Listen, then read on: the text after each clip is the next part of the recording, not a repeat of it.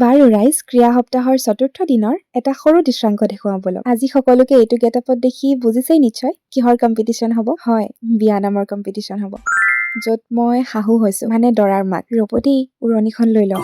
দৰাৰ মাকজনী অকণমান বেছিয়ে ষ্টাইলিছ নেকি বাৰু? চবেই কৈছে মই যদি সঁচাকে শাহু হওঁ, বোৱাৰীক বোলে নচুৱাই দিম। আমাৰ ডিপাৰ্টমেণ্টটো আকৌ যথেষ্ট সৰু দেই। এফালে মেগাজিনৰ কাম চলি আছে, এফালে আমি ৰেডি হৈ আছো কম্পিটিশ্যনছবোৰৰ কাৰণে। ডিপাৰ্টমেণ্টবোৰত এইকেইদিন সাংঘাতিক ব্যস্ততা সকলোৰে। এইফালে মোৰ একমাত্ৰ সুপুত্ৰ দেই, আৰু এয়া মোৰ গুলুমুলু বোৱাৰী।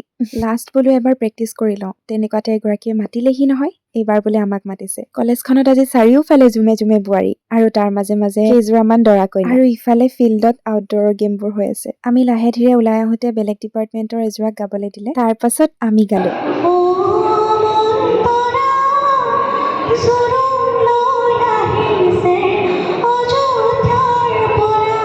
তাৰ পাছত লগালগ আকৌ গেটআপ চেঞ্জ, মানে ইয়াৰ পাছত আছিলে আমাৰ দিহানাম। ৰ'ব অকণমান শুনাইছো।